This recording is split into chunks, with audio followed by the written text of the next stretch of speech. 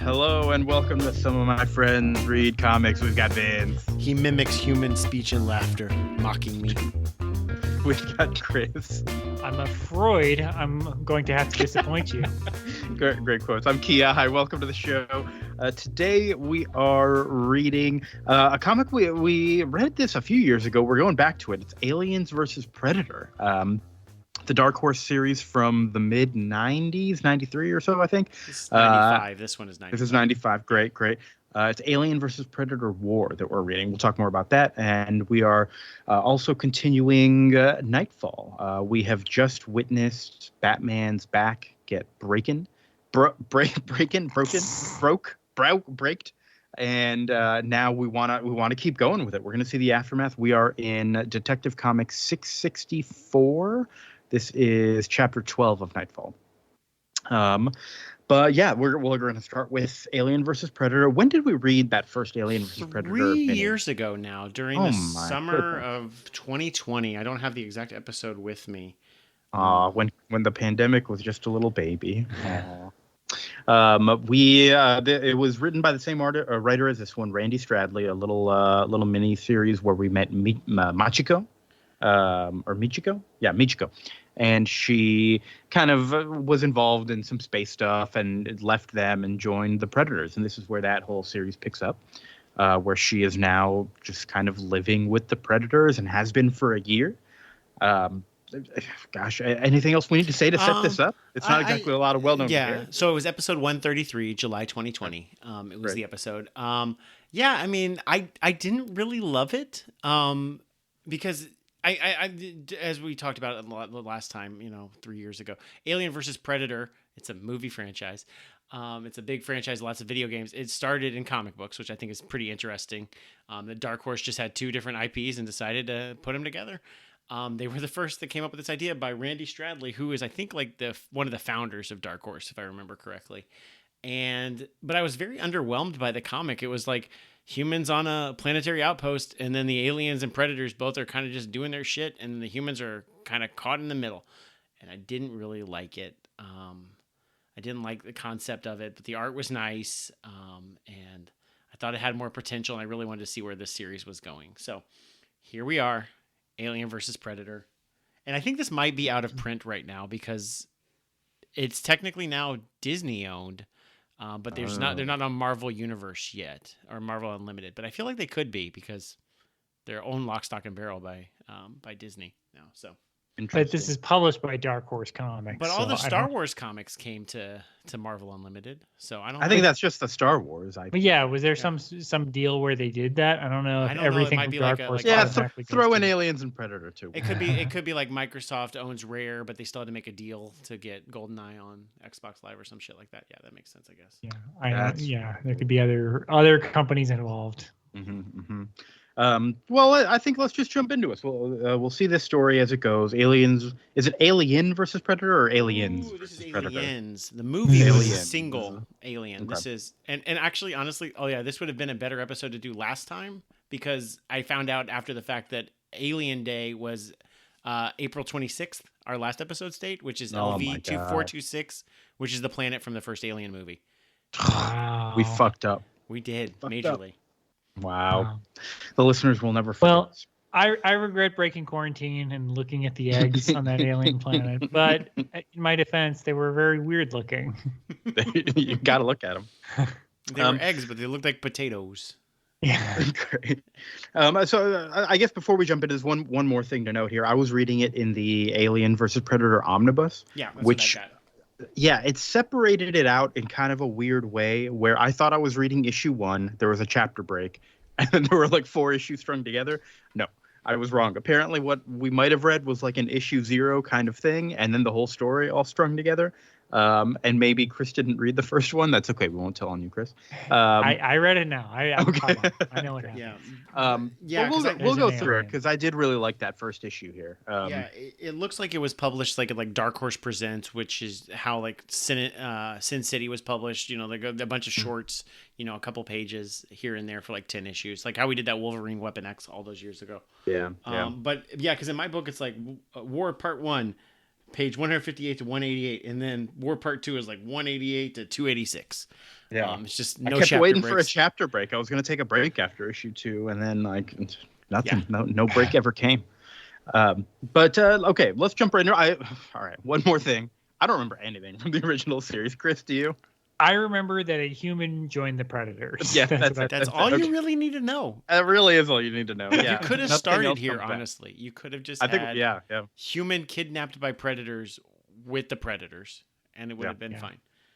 There's. Um, I think we're supposed to know the humans that show up in issue 1, but I don't know who they are. I think they I might don't be in know. the Alien ongoing at the time. Yeah, because Maybe. they're like, oh, we had another adventure on the last Weyland-Yutani planet, and you're like, I don't know what you're talking yeah, about. you're right. I think they are referring to some other thing because I definitely don't remember a few things that they talk about. And I feel like I would have. I think that book is like, I mean, I don't know what was going on with the Predator book, but I think like there was probably like it's like they're like the Guardians of the Galaxy cast for the Alien book that's just going, and now it's kind of a crossover for them. But whatever. Sure. I guess. Why not? Let's get into it. Let's I go. don't know. All right. So we what start happened. with a quick little recap of the bugs. It is interesting in this book. It's kind of like zombies. They never refer to them as aliens or predators. They always call them the bugs and the hunters. But the aliens are always taking over these worlds. The predators are kind of starting to make their way to this one particular world, and hunter folklore says that these aliens have evolved simultaneously on lots of different worlds, but that's not true. They're just really able to adapt perfectly to any environment. And yeah, the predators are landing their ship, getting ready to roll out onto this planet. There's a guy in charge, a predator named Top Knot. I don't remember if we met him at all in the first series, but they do make reference to the previous leader named Broken Tusk or something like that. He vouched for Michiko, the human, to join the Predators. Yes. And once the predators land, the fight starts pretty instantly with aliens swarming the ship. The ship is shooting lasers at everybody. And we do have narration throughout this whole thing. It's not clear who it's from, but we do start to see like, okay, it sounds like this is a human. And this was where I think your quote came from, Vince, where one of the youngster predators is kind of a shithead, and he like steals a kill from Michiko, and she says something like, "Hey, damn it," and he mimics her voice and her laughter. He goes, "Hey, damn it!" Ha ha ha ha. And I don't know, that's not what predators sound like. Well, no, no, Predator, that's right. That actually You is gotta because see they like vocally record and mimic. They're like mockingbirds and stuff. They do it in the Arnold movie, I think, to like trick other people. I think. That's right. I mean, this book. They say, "What the hell are you?" or whatever. Yeah, well, on one ugly motherfucker. But the book, as conceived, is really tough because like the aliens don't fucking talk, and the predators don't speak English, and you never get like translation of what they say throughout this entire book. But I do like, and so you need like a human point of view character to give you any type of insight into what's going on here. And I think that this is probably the smartest way to do it.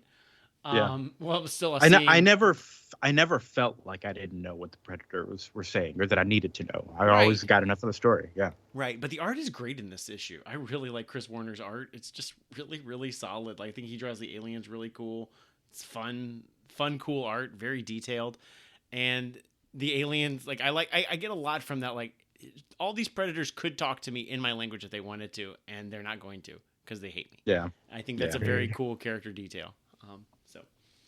So this shithead predator, he accidentally draws an alien.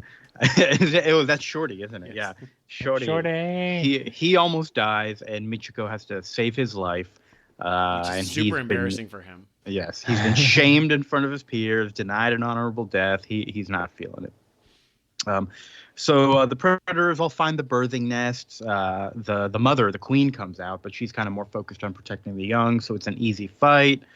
But no, one of them screws up and gets killed. Michiko has to kind of quickly think and change her plans. And she saves the mission, but it also makes everyone mad at her because she went against the plan, and that makes her untrustworthy, and she's still just kind of labeled an outsider. She's not kicked out or anything. She's just like, that fucking human, you know? Mm-hmm. And they bring this captive queen onto the ship. The whole brood is trying to attack to save her, but they get her on there. And the queen is kind of like loose on the ship at some point. They seal her into like they put nesting chamber in quotes. It seems like it's just like a room that they've stuck her in. And they've sealed Michiko in there with her. And Michiko's just trying to save her own life. Doesn't want to kill the queen, so she just kind of has to escape through an air vent. Cuts off the queen's fingers. Gets no thanks for saving everybody's asses. Typical males, she says. There aren't any female predators? I don't know. Interesting. I don't know. But that's the first issue there, which again maybe was just a preview issue, but it did feel like it tied into the whole main plot pretty strongly because this whole thing does kind of start with the queen being trapped, and it did introduce us to the series pretty nicely. I think get your feet wet with some predators, some aliens. Yeah. I think it does a really good job of like setting up like the predators have like this hunting code and they have this like honorable death concept and they want to stick to the mission. And she's even like, I am okay with being sealed in here. I'm not going to like blow the mission to save my life because like a lot of other people died for this mission. I think that like you get a lot of like insight into like what the predators have taught her since she's been with them. And then you get a good sense of like the aliens are like, protect the queen, like bugs. You know, their lives are meaningless for the point of keeping the queen alive. You don't really get much insight into why the aliens kidnapped or the predators kidnapped the queen. No real insight into that. I think we do later. I'll try to touch on it. I think we know. But I really appreciated that this story in this issue was just so focused on her before it kind of starts introducing all these other characters and everything, which are fine. It doesn't feel like it gets too bogged down, but it's nice that we got a lot of time with our central character first. Right. I mean, I think like this is what I want out of Alien versus Predator, and this is what I'd want out of an Alien versus Predator movie, is just predators and aliens fighting, and then someone like a Raymond Burr in Godzilla just telling me what's happening. And calling it a day. Like that's all I want. I don't need like a lot of other stuff, and I feel like the movies really missed the mark on that end. And the last arc did too, because I don't care about the humans. I really don't. I just want to see the aliens and predators fight. But yeah, anything else to say about that first one before we jump into the main story? No. I will say though, when we jump into the main story, our artist does change from Chris Warner, who I think was one of the big Dark Horse artists, to Mike Manley, Jim Hull, and Mark Heike. So we're going to get an artist change here. Yeah, and I do think I preferred the Chris Warner art, but the rest of it is fine. There's nothing that really bothered me about it. Well, there is a little bit. We'll talk about it. So the hunt is about to happen now, and this is why Michiko signed up. But she says she feels so alone. It's been over a year since she lived with them. Doesn't matter how many times she proves herself, won't be accepted. And there's a scene, I couldn't tell exactly what was going on in this scene. It's a scene where a predator is kind of poking and prodding at an alien. And then the next page is like all kind of purple tinted. And there's like visions of the queen killing that predator. What is that? Do y'all know what that was? That might be a flashback to when she escaped in the first arc. Okay. Oh. And that might be what we just said what his name was? Broken Tusk. Broken Tusk, yeah. Because he's got the same like symbol, like a Harry Potter lightning bolt on his head that I think she has now. I think he marked her like Mark a Kane kind of shit to say like she's legit. And they did the Harry Potter lightning bolt a decade before Harry Potter did. Yeah. Wow. J.K. Rowling. I mean, yeah. This is the first thing I've ever heard bad about J.K. Rowling. All right, so Michiko, I thought this thing, the purple tint thing, was like a premonition or something like that, but no, it was I guess it was a flashback. Michiko has the advantage of getting a private quarter with the predators. Not everybody gets that, just the most special of people, but she's so different. She's got to get that. She takes off her helmet. We see that lightning bolt. She's the girl who lived. Yeah, and they talk about Broken Tusk giving it to her, and like, oh, I thought it meant a lot. Maybe it doesn't mean anything at all. Maybe he was fucking with me. Maybe this was just like a huge dick move on his part. Yeah, she doesn't know. And she's got this radio that she brought with her that like she keeps trying to pick up signals or whatever, but she only ever gets like a word here or there. Barely ever anything ever comes through. But we do start to hear inklings of like a distress signal coming from somebody, and the scene jumps to this stranded ship in the middle of the space. It is a ship called Nemesis, and they're out of fuel. They're just floating around. There's three of them. There's Ellis, Jess, and Laura. And Ellis is on the radio, and Jess is like, give it a rest, man. I'm sick of you trying to talk to them. And then they get a reply. And Ellis is kind of like, well, I really like this line from Jess, who's been telling him to give it a rest. Well, keep him talking, Ellis. What's the matter with you? All of a sudden, he's excited about it. And the station or whoever it is that replies to them, they are going to send them fuel, ETA 6 hours. Nice. And the boss of this place comes in. His name is Vincent. Vince comes in. He's instantly going to be a dick. There's no good Vinces in narratives. They're all he's not really. He's not really a dick or a piece of shit. He's just kind of stuck in middle management doing what his bosses tell him to do. I think that's, yeah. But Vince comes in and he's like, hey guys, what's going on? And they're like, oh, just this distressed ship from Terminal 949. And he goes, wait a minute. Terminal 949. Didn't we get some kind of heads up about that? Home office is desperate for any info about 949. And the assistant's like, yeah, I know. I already called them. The boss over there is on the video screen. He wants to talk to you. He's like, oh, shit. Okay. And the boss, like the big boss here, maybe not big boss. His name is Mr. Briggs. He is a fancy man with a fancy wine glass. And he gets word from Vince that the ship, the Nemesis, should be on the base in about 13 hours. But Briggs is 25 hours away. So he gives Vince the secret code word, Cancer Black. And Vince is shocked. He goes, well, but that's... Briggs says, keep it quiet till I get there. Okay. And I guess I realized pretty quickly, Cancer Black is code for alien infestation. Yes. So back with the Predators. There are aliens that are the color black and they're a cancer. Okay. Yeah, they are. They grow. Yeah. Oh, and I just looked up. This crew is part of the comic that just ran earlier, miniseries called Aliens Berserker. Is the crew of the Nemesis that ran. It's like a 4-issue miniseries that ran before this. So we are supposed to know who they are. Yeah. I still feel like we didn't need to though. We're okay. No. They're humans. Yeah. They're just humans. Yeah.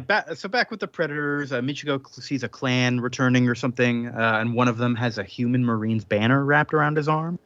And Michiko is like, hey, wait a minute, that's from a human. And she gets battered away. And she seems to have this sort of like internal conflict with like, oh, they killed a human, even if it was fair, even if it was part of the hunt. Like, is that okay? Yeah, she's like, did they just fuck up a bunch of humans? Like, well, no, they try to do like an honorable hunt kind of thing, I guess, Trying to like battle her head, but she's also not sure like what the fuck happened here. So Yep. She's worried it's like Jesse Ventura or one of the other side characters in Predator, whose bandana has been taken. It's Carl Weathers. Yep. So Top Knot comes to her and gives her a chance to prove herself again by fighting Shorty. And so we get this fight. There's some very cheesecakey shots here. She's in like a bikini kind of thing, fighting Shorty, who's in a loincloth. He's showing some cheek. Yeah, he is. And the goal of this fight is to either knock your opponent unconscious or knock them off of this platform that they're fighting on. Sumo rules. Yeah. And Shorty's friends try to cheat to help. They like grab her legs. So, at first she's doing real well, has the upper hand, but then he gets the upper hand with the cheating. And she's like, okay, he's going to fucking kill me now. My best bet is to kind of, take this kick really hard and let myself get knocked off the platform on purpose so that I can at least, I'll stay alive. I'll lose out on joining the hunt, but, I'll be okay. So that's what she does. And she's a little, sad about it, but yeah. It's like, what's like 8 pages of Predator in a bikini? It's a girl in a bikini with a Predator. It's a lot of Predator in a bikini. He recovers so fast. She delivers a kick to the side of his knee that I would be laid up for like 3 months if somebody did that to me. She does, and she was like doing so well, and like honestly, the fight seemed pretty even. Like it didn't seem like she had to throw the fight there, but you know what? That's what she went with. Surprised her. I mean, but I'm like, are Shorty's? Like, I thought there was so much honor. Like Shorty's friends cheated on his behalf. Would he still lose honor because of that? Yeah, he should. He shouldn't gain honor. I'll say that. Yeah, I don't know. I mean, I don't know enough about the Predator code. It's probably one of those like levels in a video game where like you're not. The only thing you can do is lose rank. The best you can do is just maintain your rank. I think it's wrestling rules. If the ref didn't see it, then it's all legal. Yeah, I mean, Vince. To take it to my other podcast, it's much like if you're in a karate fight with a 12-year-old. The only thing you can do is not lose honor by defeating the 12-year-old. Right. Yes. Vince McMahon, speaking of wrestling, another great Vince. Another great Vince. Yeah. No. Now, he's never done anything wrong either, right? No, Much like no. J.K. Rowling. Yeah, Vince and J.K. Rowling, the two most perfect people on the planet. Great. So we go back to this jungly world where, what is this station where the ship is coming back to? What is this place? Do we know? Did they ever Bunda, right? Yeah, Yes. Planet Bunda, but what is this station? It's just like a human outpost. Okay, some kind of human outpost. Yeah, it's a human outpost with a problem because they're landing, you see the facehugger taking over a monkey. Yes, that was a cool looking monkey too. It was kind of an alien monkey thing, in this jungly kind of outpost. As we learn, our humans who are landing right now are going to be quarantined. This is probably why we because fun fact, they might cause an alien outbreak, and we don't want that shit on this planet, so we're going to quarantine them. But fun fact, we already dropped a bunch of eggs 2 pages ago, and infected a bunch of.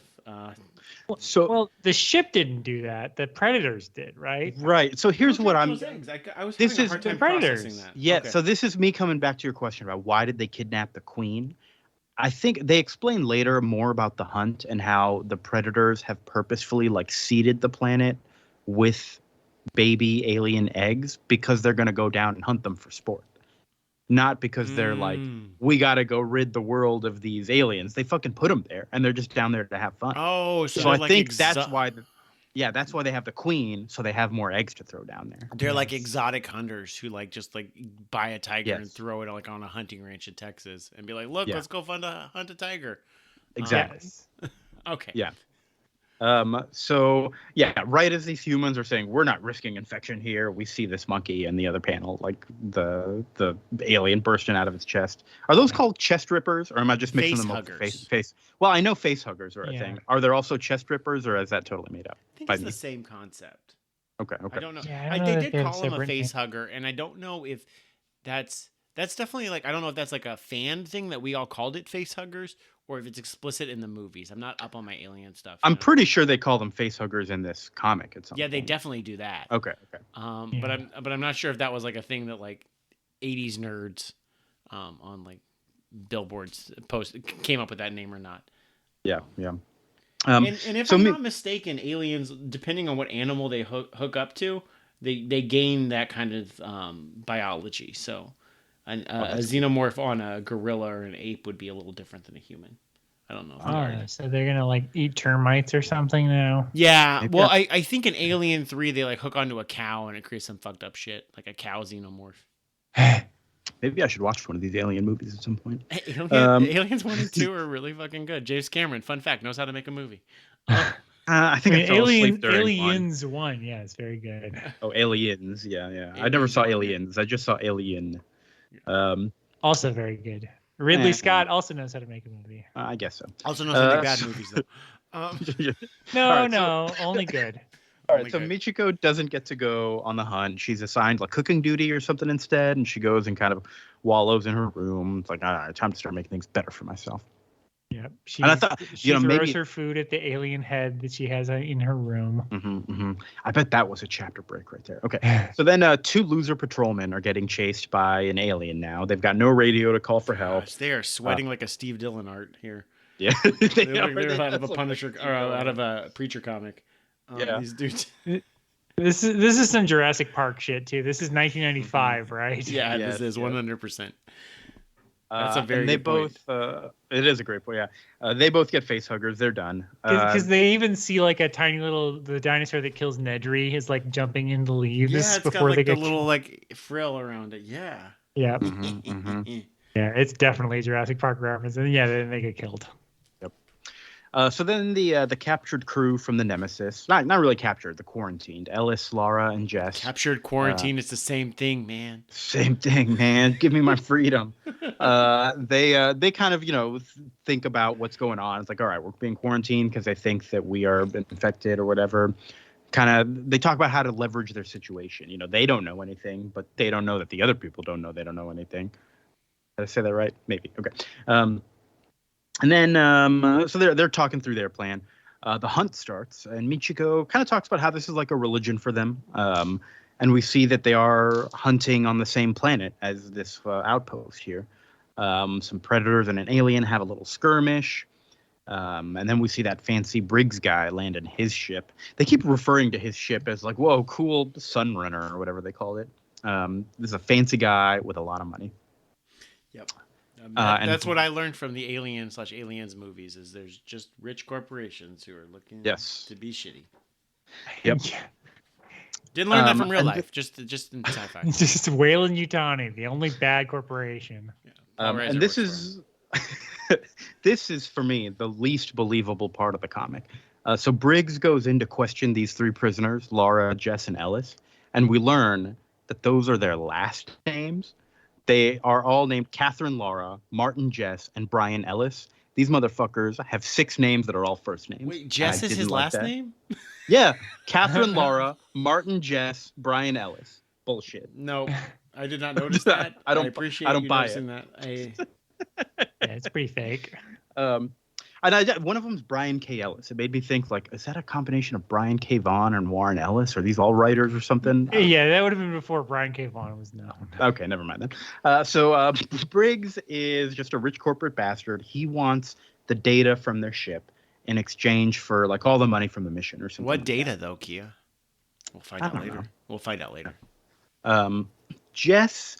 Martin Jess plays up. I thought this was maybe part of their plan, that they were going to play up something about they're angry about what went down at Station 949 and like play up that they know more about it. But I'm not sure. Maybe he did genuinely get angry about the corporations for like causing all this shit. Well, they just saw like a whole planet just get eaten by aliens. Yeah. Space station, right? I forget. Something like that. And we didn't read it. We do humans kind of find who are out. mad. Kylie Minogue is mad. It's okay. I'm going to say it now. We do find out more about this later. I'm not sure if we were supposed to know this from the miniseries that they were in, but this corporation was testing their Black Death cancer, whatever, and the cancer black, and they purposefully put aliens in the space station to like test them and see what they could do. That's the data. That's the data they want to see. Like, okay, now we want to see our survey results. Give it to us, and they're like, "No, fuck you." No. So they start getting roughed up by the guards. And meanwhile, some predators are breaking into the station. They're stealthing their way around. It's great. Predators using stealth, always good. I learned recently, Chris, I don't know if you've heard this, but in the Predator movie, the way they filmed his like invisible power was because everything's green out in the jungle. They actually like filmed the Predator actor like in an all red suit and then chroma keyed him out to create this kind of like weird like line of looking invisible. That's cool. I did not know that. Yeah, that's pretty cool. I do know that those effects look pretty good, you know, in 2023 eyes. Yeah, from like 87 or something, right? Yeah. Predator. Not bad. Fun fact, a good movie. Also made by a crazy person. But... Maybe I should watch it.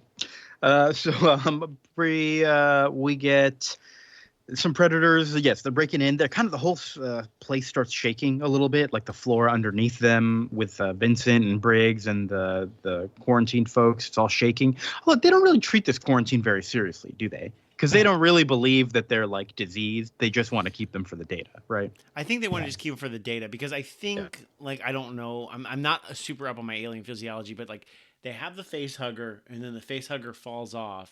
And then, like, within a few hours, like, an alien bursts out of your chest. So I think within, like, 8 hours, you'd fucking know whether or not they were infected. Yeah. So Vince and Briggs go to check out these, like, whatever's causing this shaking. And, you know, the guards are instructed to hold everyone in place. But Laura karate chops her guard in the neck. And they kind of get free. Gosh, she looks like Kylie Minogue a lot. Meanwhile, Michiko is in her room. She starts picking up all these emergency distress calls from this planet. And she's like, okay. In her bikini again. Well, she puts on her gear, though, before she leaves, right? And she walks out. She beheads a predator on the way out. It's like, all right, yep, her allegiances are with her own species. She's done. Yeah, she's changing allegiances. Machiko Noguchi has tenuous alliances because she left all the humans behind, and like within 2 issues, she's like, this was a bad call. I'm getting a new job. she like flies a pod down to the planet, but it's a pod that has the queen in it and some of the predators as well, and she like releases the queen in the back of the ship while she's flying down. I didn't understand why that happened. I wasn't positive either, but I guess she's just like, okay, I know this thing is going to kill a bunch of predators, and right now the predators are my enemies because they are killing humans. That's what I got out of it. And they're trying to like weld their way through the door or whatever to get to her, and she's like, well, if I release the queen, the queen will kill the predators. Maybe she just also practically thought like this is the biggest ship to carry the most humans. Because the queen's like queen's like area was like very big, so she's like, well, if we empty this and there's a whole base full of humans, I can put them in here. I don't think this is in the text. I do have a problem with her plan later, if that is her plan, but I do agree with you that it makes sense. So Ellis and Jess start refueling this Mr. Briggs's ship. They're gonna take his ship. They're like, hurry, refuel. And Jess gets attacked by a predator. They like spray fuel at him so they can see him, I guess. Yeah. Cool. Yeah. Briggs is wondering like why they're under attack. They see a bunch of bodies and stuff. And he's like, clearly someone else is here for this nemesis data that I'm here for. And he's always just talking about how he can make money. He's only interested in the practical applications of Cancer Black. And then a predator shows up and like is cloaked and attacks him, and his guard holds the predator at bay while Briggs is just like, I bet the blah, blah, blah would be interested in this cloaking device that they have here. And someone else starts pushing him in his way away. He's like, okay, yeah, no time for that right now. Always looking for money opportunities. Always. And his guards are like ridiculously jacked dudes. So we find out later like what's going on with them, that they're like fighting a predator. Yeah. So Briggs and Vince get away. They head back to the ship. And they get there just in time to see them fly away, which is nice. And a giant part of the ship explodes, and they're going to crash back down on the planet. Great. So why does the ship explode? Like Ellis has to do something to kind of save Jess from the predator, and I think it just causes too much fire, and the whole ship comes down. Meanwhile, Michiko is flying down. She's scanning around, seeing all the carnage. She finds this crashed ship from those three, and she's kind of flying around, getting ready to head down. Ellis, Laura, and Jess are talking. Ellis has some good characterization. I think the best of all three throughout all this. He is kind of a fuck up compared to the other two, which are Marines. Ellis is just kind of a nerd, but he's not really a fuck up. He just kind of thinks he is. He thinks he's dead weight. And Laura and Jess try to pump him up a little bit. They talk about how in the last miniseries he was really brave and got into this robot suit called Max and used it to save them and all that kind of stuff. And he feels a little bit better. Then Ellis like runs out into the woods for no reason, and they're like going after him. Like, Ellis, where are you going? And then Michiko crashes, and she's not a very good pilot. She was not very good at landing it, so she kind of crashes down next to them. And she steps out and says, "Hey, I'm here to offer some help." She talks about this must have been another chapter break here. Talks about how she's been with the hunters for a year. They're not human, and it was a mistake to think that she could adapt to them. And she says, "Are you the only two survivors?" And they're like, "Well, there's a third one. We ran off into the woods. We don't know where he is." Yeah, the end of issue 3 is her landing, and she takes off the helmet and says, "My name's Michiko, blah, blah, blah. I'm here to help." That makes sense. And the two of them recap their whole deal. Their station had been infested by the company on purpose. The bugs were a problem for them. And she's like, "Oh, yeah, that's why I'm here, too." And she talks about how she had the queen in the back of her ship. It's like, she probably died when I crashed. Don't have to check. Don't have to check. Definitely don't have to check. No. Yeah. Well, yeah. Bad plan if you're planning to take anybody home in that. So they talk about how the hunters have seeded the whole planet. We get all that information there. And then a bunch of hunters show up, a bunch of predators, and a gunfight breaks out. A gunfight, they're very close to each other for this gunfight. They're standing like 5 feet apart from each other. And then an alien shows up. Oh, no. And then Ellis shows up in this big robot suit to save the day. And this robot suit is wild because apparently it really fucks up your brain and it's dangerous to get into. And he just like has a hard time controlling it. And it's very amusing, I thought. Yeah, and plus we get a robot, right? Can't go wrong with a robot. Oh, yeah, Alien versus Predator versus robots. Yeah, Yeah, it looks like the loader from Aliens, but it's a robot that you get into that controls your brain, I guess. Yeah. Yeah, and it was at this point that I'm like, should we cover some BattleTech on this show? And there's a humble bundle of like all the BattleTech novels I read as a kid, like right now, and I'm like, I don't need to reread all those. That new Armored Core game announced. Maybe we got to do some robots soon. That's from Software, right? Yeah. Also, Disney leaving money on the table. Avatar Comics. Come on, I want them. What are they doing? Does Avatar 2 have mechs in it? A little bit. I mean, the first one had mechs. The second one, you do see Edie Falco drinking coffee from a mech suit. Controlling Lead the with suit. that. Lead with that. And I'll go see they're the third highest grossing film of all time. They don't need my money and to lure me clearly. But you put Edie Falco. Like I saw that Pete Davidson has a new TV show and his mom's played by like Edie Falco and then like Joe Pesci's involved and I'm like, well now I'm sold. If Edie Falco's there, I'm there. But okay. I had an idea for a story called Tex-Mex. Nobody steal it. Okay. Is it?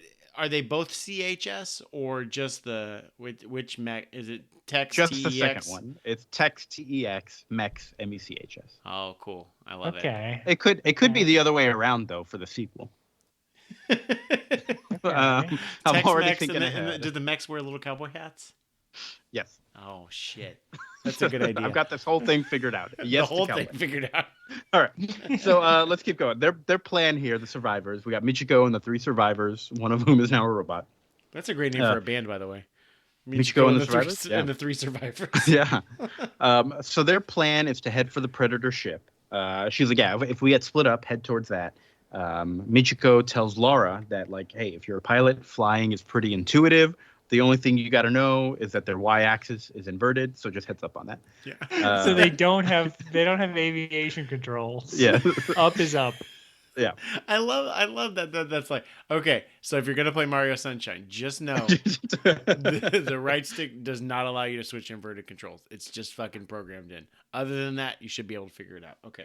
Oh God, if this is like Mario Sunshine. Oh no, she's never gonna figure out that flood. This predates Mario Sunshine. They're like, they were fine with it in Alien versus Predator War. They'll be fine with it here. So then we meet. So Nirasawa, one of the bodyguards for Briggs, shows up, and everybody realizes he is an android because his eye is hanging off of his face, and he's kind of melting a little bit. He's melted. He's got like that white blood that like Bilbo Baggins had in the first Alien movie. Spoiler alert: Vince, Bilbo Baggins is the goddamn robot. But Vince, at this point, we just got a robot, and now we have an android. Like less than 5 pages later, how are you feeling at this point? I'm feeling good. This is what I wanted. Like I saw Aliens and I saw Predators, and now you've thrown a robot angle. Excellent. This is like elevating it. I think I said in 05, and I still think it's true, that every single thing would be improved with dinosaurs, robots, or Joaquin Phoenix. They are always additive. They are never subtractive. I mean, Joaquin Phoenix may not be good in it, but it's not going to hurt it. They made that Transformers movie with like the dinosaurs and shit. They didn't hurt the Transformers movie, I'll tell you that. Bo was afraid of dinosaurs version. Yeah, exactly. If Bo was afraid of dinosaurs, that would be even better. I'm sure Bo is afraid is fine. It'd be better with dinosaurs. It certainly wouldn't be hurt. So now. Oh, what about Tex-Mex Rex? What? Well, that's like a season finale. Well, save that for the ending. In the third one, Rex is spelled WRECKS. Yeah. But that's the threequel. All right, so this bodyguard the English android, language is stupid. That X, CHX, and CKS all make the same sound. Right. So this bodyguard has his boss Briggs in tow, and he's programmed to only try to be helping him, right? And he's like, I have to help him. And he's got a face hugger on him. He's got a face hugger, so they're like, yeah, he's beyond help. Sorry, Android. He's gonna be dead like in 3 hours. Yeah. Then some predators show up, and Michiko wants to fight them because this is all their fault. And she gets her rematch against Shorty here, among a few others. And she kind of tells all the others to get to the ship. She'll handle it. She beats the shit out of Shorty and the guy who cheated. Yeah. She kills everybody. It's great. Top Knot. She doesn't get showdown with Top Knot, but she does get Shorty. No. she does kind of know all their tells. It's cool, and she's like, yeah, this one, like whenever he's silent, I know that he's worrying, and that feels good. Yeah. Then Which is very Ellis, satisfying. yes. Ellis in the Max suit, the robot suit, is still trying to save Briggs, even though he's got a face hugger on him. He's like pulling him onto the ship or something, and he's like, yeah, they think they can get some info or something useful out of him. And Laura is in the ship. She's sitting at the controls. She's like, God, intuitive my ass. She doesn't know what to do. But Michiko makes it on. She's like, all right, are we all here? Wait a minute, where's that gunfire coming from if we're all here? And they put the rich guy with the face hugger, Briggs, they put him in the Max armor so that he could just kind of pilot that thing and like go haywire with it and kill some predators while they're getting out of there. He gets a redemption in one page. Good for him. Is that a redemption? Sort of. So I mean, No, sort of. I think it's just the robot. Like, he's got no control over this thing. The robot brain fucked him up into being a good person. Yeah. Is that what happened? I don't know. Maybe. It's just shooting. It's self-survival. You're shooting wildly to like kill all these villain things. No, 20 years less in purgatory. I think he did a good deed. Yeah. Okay. Good for him. But yeah, they fly away, and that's the end of the series there. Yeah. I really loved this. It did feel like a good movie. I would watch like a 1-to-1 movie of this. I think it was great. Like, this is what I would want out of an Alien versus Predator. I don't see what else I would want out of this. This is, I mean, it's not the greatest story in the world. Don't get me wrong. Oh, no, not at all. But it's fun. Yeah, go ahead. Chris, why don't you go for a bit? I don't know. I liked it. I do wish it was a little bit, and maybe there's because we didn't read the other Alien book that those other pilots are from. I wish this had been 5 or 6 parts so we'd had the other characters be fleshed out a little more, because it's mostly just Michiko. She's the only character I know or care about. Everyone else, I'm like, meh. They're the humans. They're that any one of them could die in this horror film at any time. Like, that's how I viewed them. There was the girl and then the 2 guys. Yeah. There's the Ridley and then 2 boy Ridleys. Yeah. Yep. I don't know. I thought overall the little bits of characterization we got from like all the characters did make me feel like I kind of knew what kind of person this person was, you know? Yeah. Like there was little bits of that I liked. There could have been, like I said, maybe an issue or 2 more to sort of flush it out, but I liked it. Yeah, I liked Michiko realizing the Predators are jerks and quitting working with them because they suck. I do feel like they kind of got chumped out a little bit, but whatever. The Predators suck anyway. So I mean, Arnold easily defeated the Predator. Well, yeah, should have gotten Arnold in this comic. Why didn't they do that? I mean, he's a robot and killed a Predator. Yeah. So haven't they seen the movie? Yeah, Come on. They're about to kill him, and then they tear half of his face off, and they see the Terminator armor underneath it, and they're like, "Uh-oh." That's how his Conan the Barbarian movie ended. They were about to kill Conan, and then it turns out he was a robot the whole time. Yep. Yeah, it's Westworld. Oh. No, I like this though. I think, like, even maybe I'm grading on a curve, but like as far as 90s licensed comics go, this is pretty good. Like, this is good. Yeah. Like, this is what you would want. This is pleasing everybody. It's really cool. I'm happy. I did just genuinely find myself wanting to keep reading it and see what happens and just kind of enjoy the plot and the pace. There's nothing groundbreaking in here, but it's just fun. Yeah, and I thought the action was done really well. I liked the art throughout. So, credit to the team of people who worked on it. But yeah, I thought they did a good job. There is a third one in this omnibus from like 2010, but it's got like digital colored art, Chris. So I think your mileage may vary. Yeah, I know. Yeah, we'll colored see. by Vincent Goodwin. Throw it in the trash can. Whoa. Wes Dzizoba, not me. But that's okay. I guess, but 2010, you were pretty much done with your digital coloring. I was done with my digital coloring days were over by then. Yes. Yeah. That was more of a like. This does very much look like a not Marvel or DC 2010 comic I'm looking at right now. But my God, I really like the art. I love Chris Warner's art in that Part 0. That's so good. Yeah. Well, I'm sure we'll eventually return to the Aliens and or Predators franchise, or maybe the team up, or maybe we'll introduce more. Who knows? I wonder if we need to read more Dark Horse.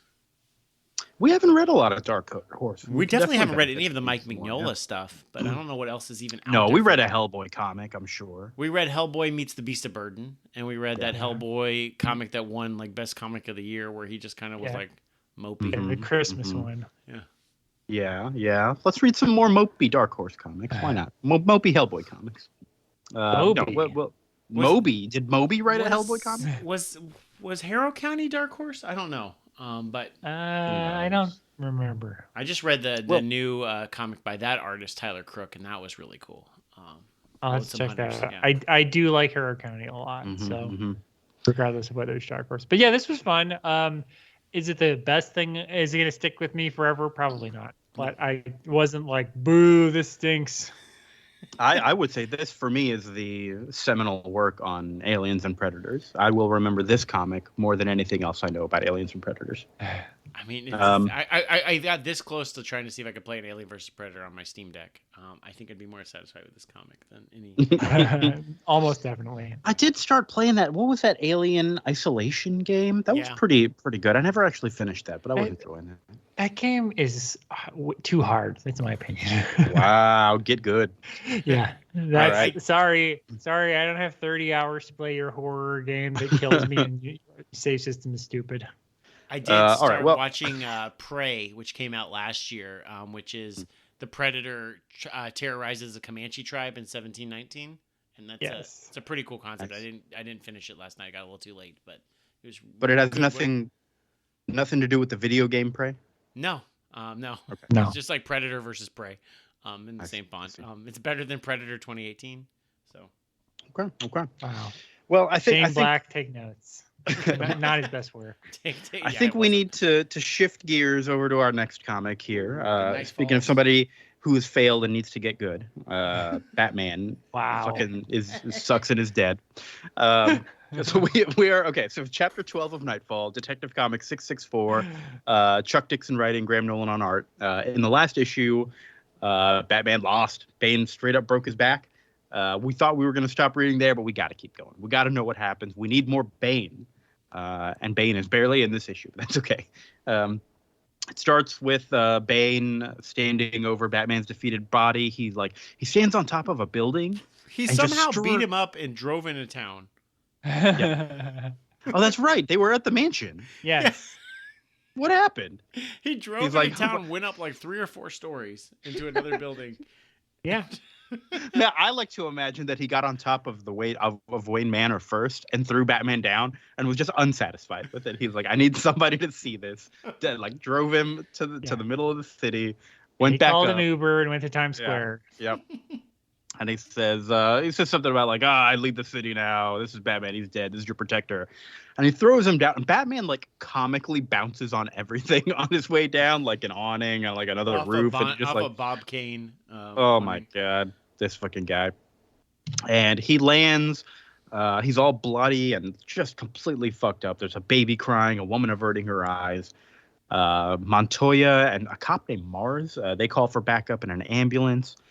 The EMTs show up, but it's Alfred in disguise. I love that. I love Alfred being in disguise.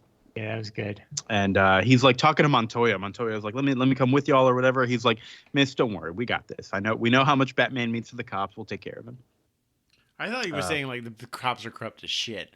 I'm not leaving him with you. Part of me did get that read as well, but it's Montoya. Yeah, and I think Alfred knows she's good. I like that when they cut to the inside the ambulance and Robin is in full Robin costume. Yeah, like what were the cops going to do if they looked in there? Yeah. Yeah, because Tim Drake's just like could just look like an intern or some, like. Yeah.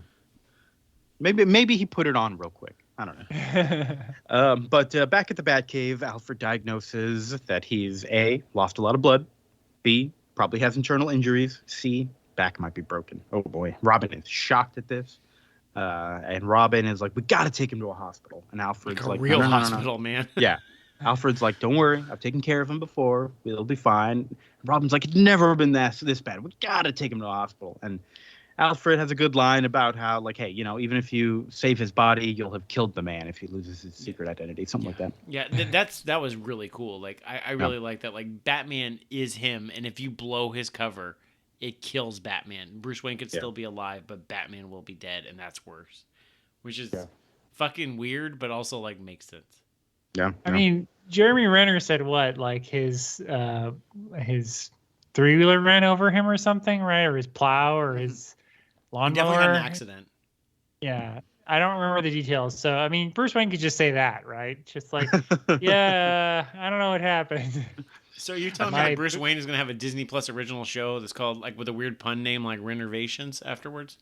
Yeah, my back got broken. I was trying to, I don't know, set up a jet ski in my pool, and I broke my back. Long story short. People would believe that. I think so, yeah. Those jetpack out of water. Have you seen those? I bet. Oh, yeah. Like pilot wings. Yeah, Bruce Wayne would 100% do that. Yeah, perfect. Yeah, he's just like, yeah, I tried to do a pilot wings landing from 100 feet in the air and broke my back. We've also got greatest Bruce Wayne's PR team. Yeah, it's so easy to come up with stuff. Bruce, let me on the team. I'll help Alfred. But speaking of people being on the team, Jean Paul is there. He's that guy who I think in the future is going to become Batman temporarily, right? He will become. But it was right weird now, that he introduced him as Paul. He says, Paul, we got to go. And I'm like, your name is John Paul Valley. Your name is Paul. That was a weird one to pull out. But I don't know. Yeah. Don't but he's skip there over too. One of my favorite two scenes in this book have nothing to do with Batman. It's Scarecrow and Joker. We haven't gotten to it yet. Don't worry. We're not skipping over. The John Paul Valley scene was after. But yeah. Oh, it was? Yeah. Oh, you're right. I was just mentioning that he's there. He's like there at the Batcave, just kind of standing around. He drove the ambulance. We'll get into more Jean Paul stuff. Gordon, meanwhile, is pissed that they lost Batman. Anyone could have taken him, he says. And Bullock suggests, well, maybe it was one of Batman's own people, and that kind of calms him down a bit. And now we have Chris's favorite scene. It's the Joker and Scarecrow. They're watching the news. Scarecrow is mad because they've done so much and have nothing to show for it. And Joker's just kind of cracking jokes, and Scarecrow gets tired of him. I love Joker says we have and this marvelous hideout, and he's like, a dump. And Joker says, watch what you say about Lucy. And if you go back to the top of the page, they're in a giant elephant. So he says she has a long memory. I missed that completely. I didn't know they were in an elephant. Because they're in an elephant. Nice. Scarecrow is tired of Joker and blasts him with his fear spray. And Joker sells it for a bit, and then he reveals his face, and he's like, you got any other flavors? LOL. And then he... Joker's just this dude that just does like a lot of hard drugs. Yeah. And is like looking for like a different taste. Yep. Joker beats him up and then bounces. Joker says TTFN, which I guess was a thing, but it's just like he loves like Winnie the Pooh. He loves Tigger. Doesn't Tigger say TTFN? Yeah, for now? Does he? He does. But yeah, I do like, it's not just that Joker is like specifically immune. It's like he's created by toxic chemicals exposed to his skin. So like he is immune to toxic chemicals being exposed to his skin. And like, that's the one thing that Joker can't be affected by. I mean, honestly, perfect reason to team up with Scarecrow. You know, he can't like double cross you. Yeah, it's just like that's his, you know, it's a rare power as far as like, Joker has these like chemical powers. He can make the Joker, Joker fish, make people have the Joker smile, all that stuff. It's like he's immune to his own chemicals. Yep. So back at the cave, Batman is in a coma now.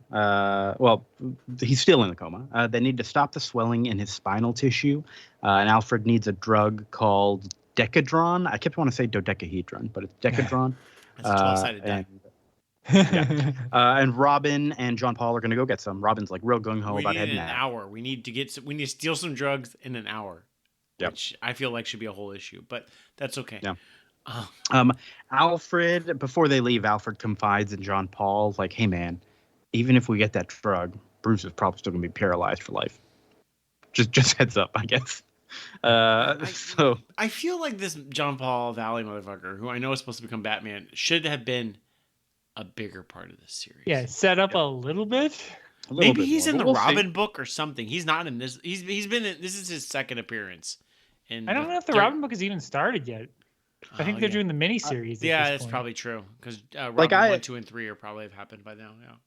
I was just surprised. Like, I don't know who this guy is, but I guess he's trusted enough to be in this circle of Robin, Alfred, and Jean-Paul Valley. Like, okay, cool.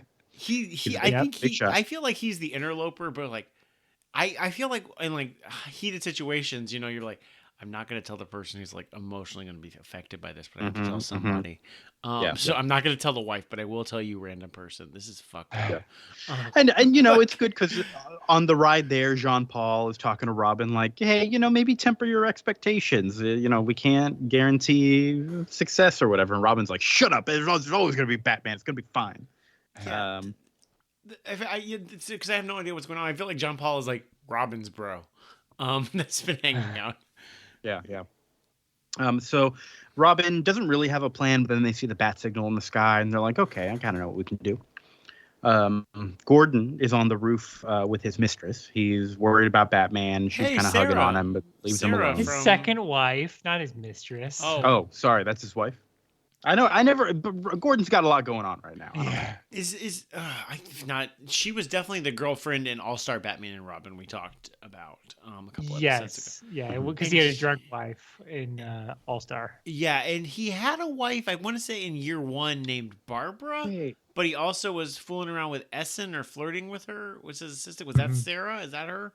I forget if that's Sarah, but I do know he had married her like a year before in the Batman comics, his second wife. I definitely mixed up this canon with the All-Star Batman we read kind of recently, where he was on the outs with his wife and had a mistress. That's what I was thinking of.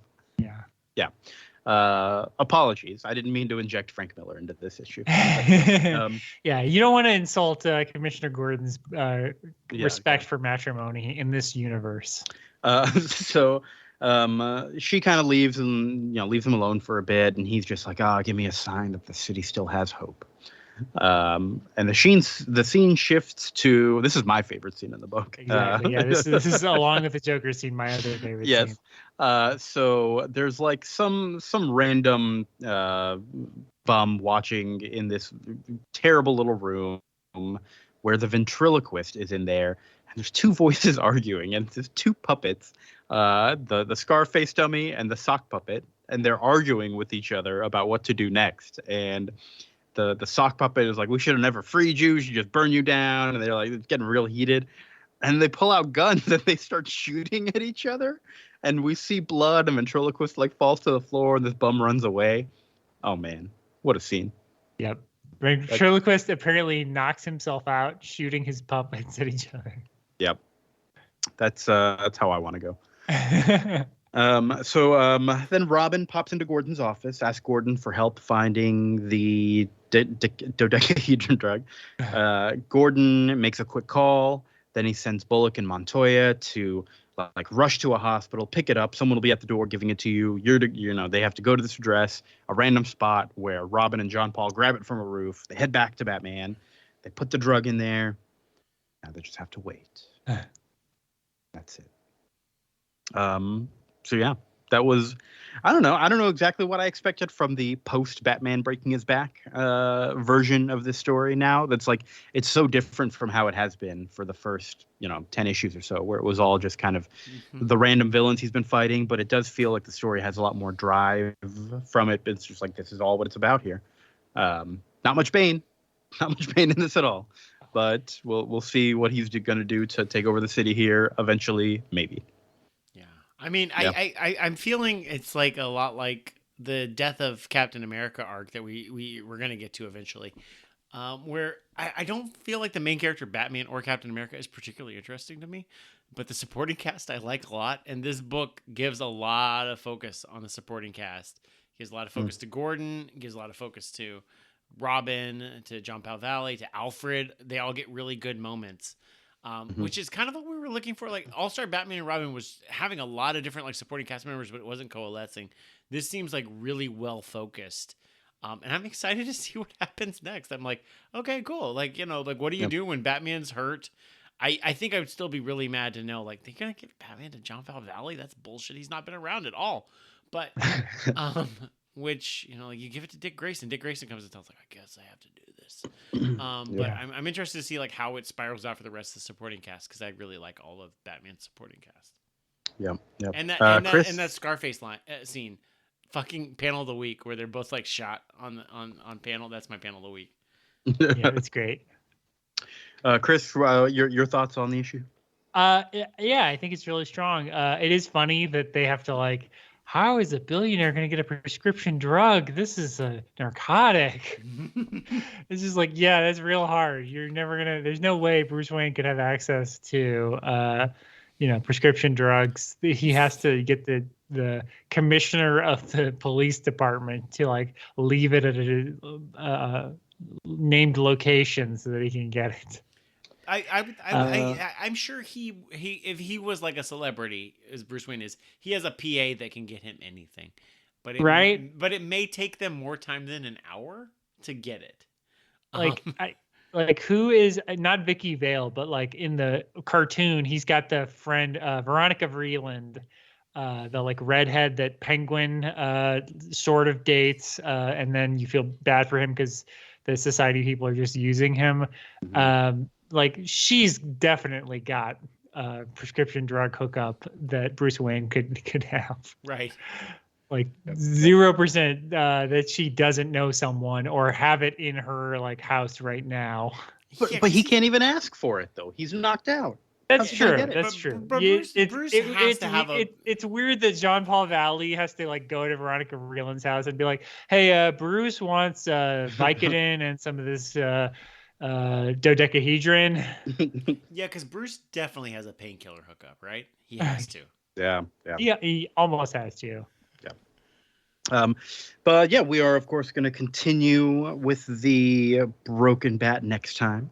Okay, this is interesting. We've been up to this point. This whole event has been oscillating back and forth between Batman and Detective Comics and Batman and Detective Comics. Now, for chapters 13 and 14, it is jumping to a different series. It is jumping to a series called Showcase 93 Two-Face. It's a 12-issue series, and this is issue number 7. So Broken Bat, chapter 13, is in issue number 7 of Showcase 93, Two-Face. So, yeah, Showcase 93, DC annually put out 12 issues a year for characters that didn't have their own books. So I guess Two-Face gets lumped in with the Huntress, I don't know, Power Girl. And I think it is kind of like you're saying, one of those, what do you call that? It's a collection of stories. It's not just like one thing, but I think in the trade version of Knightfall that I'm looking at, it's just got the main story there. Well, and DC Infinite just has like every single like issue, and so like they have a little like on the top right corner like what number it is. So it's the future. You can figure it out. So yeah, we're doing that next time. Broken Bat chapter 13. And for our main read, oh my goodness, we're doing more Batman stuff. Technically, I guess we're doing Catwoman. It's a trade called Catwoman: The Dark End of the Street, and it collects a few different things. It collects, I guess, what were you saying, Vince? At this point, kind of in Catwoman's story, she was missing for a bit, and at the end, maybe, I don't know. I mean, I only know it because, well, one, it's Ed Brubaker and Darwyn Cooke, all-star team. Darwyn Cooke, did like. What did he do? We did Parker by him, but he did New Frontier, those kinds of things. And Ed Brubaker is Ed Brubaker. But there was a 4-issue backup in Detective Comics 759 through 762 called Trail of the Catwoman. I think they're like 6 to 8 pages backups. And then Catwoman got her own series in, I guess, 02, I want to say. Catwoman Volume 3, number 1, and it's the arc of that Anodyne, parts 1 through 4. So, but... Yeah. So technically, this is like 8 issues worth of stuff, but the first 4 are just backups from Detective Comics. Yeah. But yeah, the trade is just Dark End of the Street. And it's she gets the redesign that looks more like the the movie version and the version most people associate Catwoman with when they're not thinking of Michelle Pfeiffer's version. Yeah. The black, red goggles, thief look. Yeah.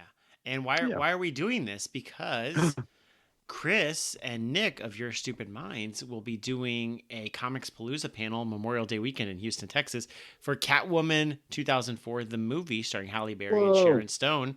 And so we wanted to cover the comic. Chris, I'm sure Nick's going to ask you on that episode or on that panel, what was Catwoman comics like at that time? And you'll be ready for that question. Yeah. And I'll say, good. Yeah. we're Just like not this movie. Yeah, we're not lots of basketball technically scenes that they ripped right out of the comic with Benjamin Bratt. Yep. Right? Yep. we're not technically at the plug section of the show yet, so Chris I'm isn't sorry. supposed to say anything about any of that. But that's the episode. Now it's time to talk about plugs. Well, what do you got going on, Chris? Oh, well, Memorial Day, I'm going to.